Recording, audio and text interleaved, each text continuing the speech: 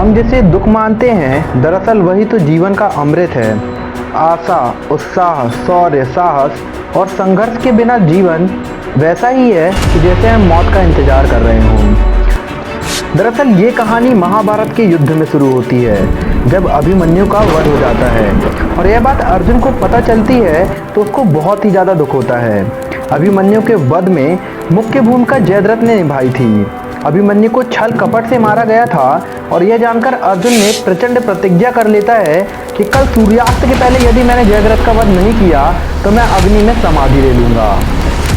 दुर्योधन ने जयद्रथ के आगे योद्धाओं की कतार लगा दी, लेकिन ये इनके प्रकार अंततः जयद्रथ अर्जुन के हाथों मारा गया। अर्जुन की जय जयकार होने लगी। जीवन के इस प्रसंग से दुर्योधन बहुत ही ज्यादा दुखी हुआ। आचार्य द्रोण के सम्मुख पीड़ा जताते हुए वह सवाल करता है कि गुरुदेव ऐसा क्यों?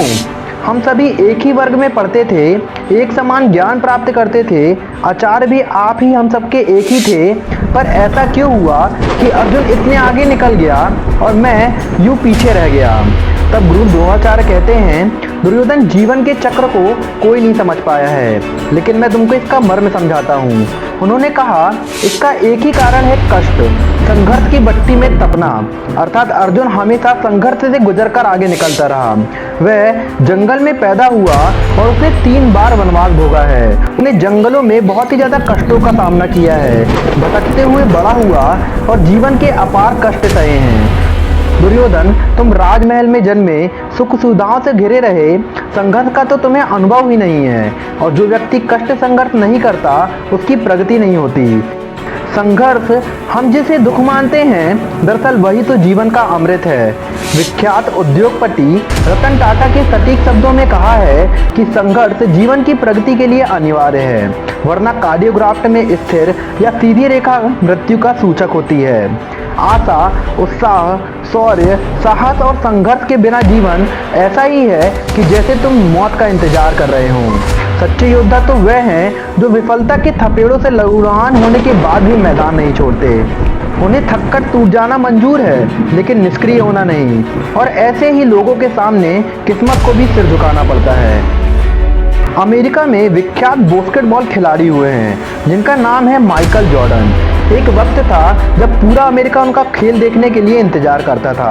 लोगों की नज़रों में जॉर्डन मतलब हमेशा सफलता को सिर करने वाला व्यक्तित्व। लेकिन माइकल जॉर्डन की अपने बारे में एक स्पष्ट राय थी।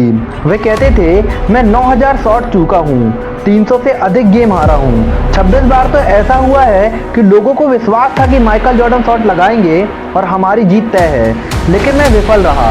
मैं अपने जीवन में बार बार असफल हुआ हूँ, लेकिन हाँ, इन्हीं असफलताओं के कारण आज मैं सफल हुआ हूँ। भगवान स्वामी नारायण हो, भगवान श्री कृष्ण, महात्मा गांधी या Nelson Mandela, Steve jobs, Sachin Tendulkar, संत तुकाराम या भक्त शिरोमणि मीराबाई, कोई भी क्षेत्र ऐसा नहीं है कि जहां संघर्ष किसी ने ना किया हो। वर्ष 2000 में .com क्रैश हुआ और सॉफ्टवेयर इंडस्ट्री अर्थ से फर्श पर आ गिरी। अमेरिकी कंपनी सिस्को का राजस्व 650 अरब डॉलर से लुढ़ककर 125 अरब डॉलर तक सिमट गया। बोर्ड ऑफ डायरेक्टर की बैठक में जॉन टी चेम्बर खड़े हुए और कहा, मैं कंपनी को फिर से सफल बनाऊंगा और इसकी चमक लौटाऊंगा। उन्होंने विश्वास भरी दृढ़ता से कहा, मैं $1 वार्षिक मेहनताना दूंगा। उनके इस समर्पण से पूरी कंपनी में एक अलग ही एनर्जी आ गई और मात्र 6 वर्ष में ही कंपनी ने वह ऊंचाई प्राप्त कर ली जिस पर उनकी नज़र थी।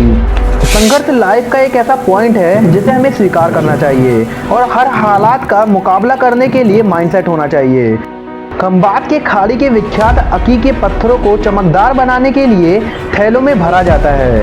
थैला भरने के बाद इसका मुंह बांधकर जोर जोर से हिलाकर मथा जाता है। इस प्रक्रिया में होने वाले घर्षण से बेतरतीब ऊबड़ खाबड़ पत्थर चमकीला आकार पाते हैं। संघर्ष हमें बहुत ही सुंदर और तेजपूर्ण बनाएगा।